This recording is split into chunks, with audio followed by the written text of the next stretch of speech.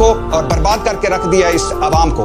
Madam Sheikh, लोग सैलाब में डूबे हुए थे, हुक्मरान छांगला गली में बैठक सजाकर बैठे थे। क्या करना था छांगला गली जाकर? सैलाब के बाद चले जाते। क्या इतना जरूरी था छांगला गली में? कोई जापान की सैर करके आया है, कोई चीन जाने की तैयारियों में है, कोई हवाई जायजे ले रहा है, कोई जूम मीटिंग्स कर रहा है पक्का सा मुंह बनाकर, कोई सैलाबी इलाकों में कैमरे खुलवाकर शूटिंग्स कर रहा है। और अंदाजा करें कि पीडीएम का एक बड़ा कह रहा था सैलाब अचानक आ गया। क्यों बेवकूफ बनाते हो लोगों को? और गवर्नर साहब डैम का कह रहे थे। गवर्नर साहब इस्तीफा दे दें अपनी आपकी पार्टी ने डैम के सबसे बड़ी रुकावट थी। चिट्टा डैम पसंद नहीं तो काला डैम पसंद नहीं। आज कराची भी डूब गया और अब सिंध में भी दरवाजों के पास जाके खड़े हो जाइए। और ख्वाजा साहब का सुन लीजिए, एहसन इकबाल का तो शहजाद साहब ने सुनाया।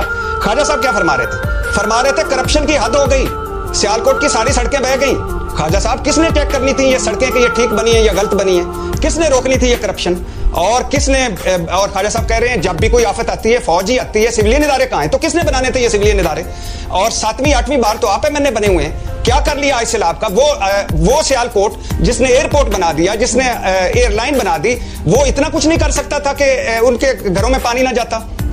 ख्वाजा साहब से मेरी दरखास्त है कि इस सैलाब को भी जनरल बाजवा और जनरल फैज पर डाल दें कि इसके भी वो जिम्मेदार हैं। और इस हुकूमत को अब बस नहीं चल रहा शहबाज शरीफ साहब का, मरियम नवाज साहबा का, ख्वाजा साहब का, एहसन इकबाल का, कि वो कहते हैं कि ये इमरान खान गया था उधर जाकर वो डैम खोल आया था मकबूजा कश्मीर में और ये हमारी तबाही हो गई थी। इनके होते हुए लिख लें मैडम शेख, कुछ नहीं होना। आज भी डूबेंगे हम, कल भी डूबेंगे, परसों भी डूबेंगे। इन्होंने कुछ नहीं करना सिवाय जो कुछ ये कर रहे हैं। यही हुक्मरान है ना, कितनों को निकालेंगे आप? हमने दूसरों को ट्राई करके भी देख लिया, उनके जमाने में भी यही प्रॉब्लम्स थी। तो फिर हमारी जिंदगियों में तो नहीं आएगी। नई क़यादत जब नीचे से आएगी, वो आज बल्दियाती सिस्टम होता तो कितना बेहतर होता, कितने वो सैलाब की मदद कर पाते। लेकिन छोड़िए, नई क़यादत आएगी हमारी जिंदगियों में तो हमें तो ये दीमक की तरह